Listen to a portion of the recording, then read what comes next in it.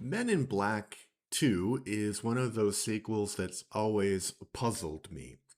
Welcome to Marvel Mayhem, the series where I try to watch and review every single Marvel movie and television show on my way to becoming the most prolific reviewer of all time.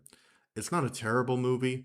It's got Will Smith, Tommy Lee Jones, aliens, plenty of jokes, and some genuinely memorable moments, but somehow it just isn't nearly as enjoyable as the first Men in Black. And after watching it again, I think I finally figured out why. The strange thing is that it's difficult to point to one massive flaw. The visual effects are mostly solid for 2002, the cast is still great, and Barry Sonnenfeld returns to direct, just like he did with the original, but the movie feels familiar. Too familiar. Instead of building on what made the first film work, Men in Black 2 mostly repeats it. In the original movie, Agent K is the veteran who's grown tired of the job and wants out. This time, it's Agent J who starts questioning his life as a man in black. It's basically the same emotional arc, just swapped onto the other character. That sense of deja vu runs throughout the entire movie. That doesn't mean there isn't plenty to enjoy. Will Smith is still effortlessly charismatic. This was during the period when he could carry almost any blockbuster on sheer personality. Tommy Jones is great too, especially during the opening section where he's been neuralized and is living an ordinary life working at the post office and discovering that the entire post office is secretly staffed by aliens is a fun reveal that perfectly fits the Men in Black universe. Frank the Pug is also a highlight. He barely gets any screen time compared with the first movie, but every scene with him is entertaining. The creature designs are still imaginative, continuing the series tradition of filling the background with bizarre extraterrestrials. In fact, legendary makeup artist Rick Baker once again supervised the creature effects. Baker won the Academy Award for Best Makeup for the original Men in Black, and his team created dozens of practical alien suits and animatronics for the sequel as well. For the most part, the effects still hold up reasonably well. The aliens themselves often look great, but some of the compositing hasn't aged gracefully. Uh, Whenever Jay is driving at high speed, it's painfully obvious that the actors are sitting in front of a blue or green screen. These shots immediately stand out compared to the stronger practical creature work. It's a reminder that early 2000s digital effects could be pretty inconsistent. The movie still has flashes of the original's weird sense of humor. One of my favorite jokes involves a videotape the agents need to recover. They visit a video store, neuralize the owners, and Jay starts giving them fake memories. The man gets told to take his girlfriend to Cambodia, but to spend more than $1 on the lobster, and is casually instructed to move out of his mother's house. Then, as the agents leave, the guy grabs a shovel, apparently to deal with his mother.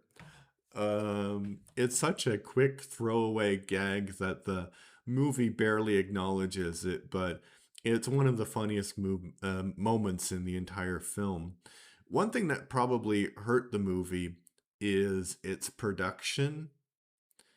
Originally, the screenplay went through several major rewrites, and production reportedly began before the script was completely finished, which now is what Marvel does all the time with its movies. Entire sequences had to be rewritten and reshot, including changes to the ending after test screenings. That may explain why the story sometimes feels rushed or stitched together. Another interesting fact is that the movie is significantly shorter than the first one at just 88 minutes. Men in Black 2 is actually one of the shortest major summer blockbusters of its era. Instead of feeling tight, though, it sometimes feels like important character moments and story development were cut away. Even the romance feels like it's repeating the original. Agent J develops feelings for a woman who becomes involved in the alien conflict. By the end, he doesn't really want to neuralize her because they bonded. Well, actually, from the beginning, he doesn't want to neuralize her. It's another storyline that echoes what the first movie already did, rather than taking the series somewhere new. Here's a fun piece of trivia.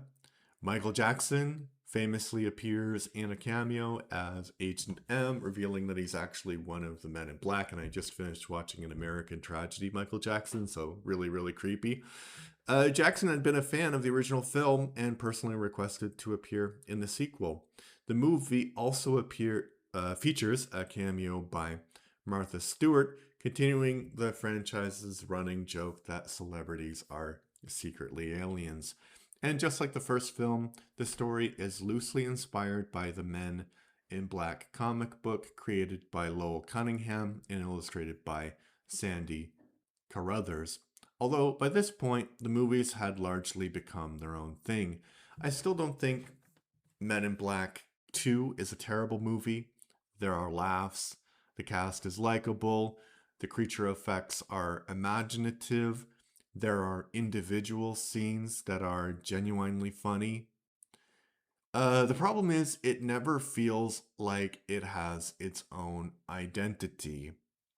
The first Men in Black is one of the best comic book adaptations ever made because it took a strange premise and made it feel completely fresh.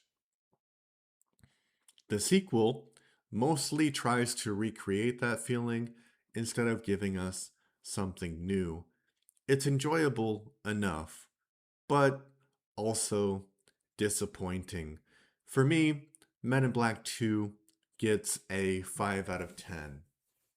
If you enjoyed this review, let me know whether you think Men in Black 2 deserves more love, or if you agree that it's simply too much of a retread of the original.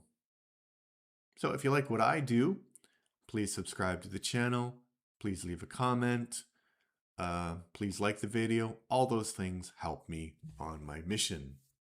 All right, thank you. Bye-bye. Have a nice day.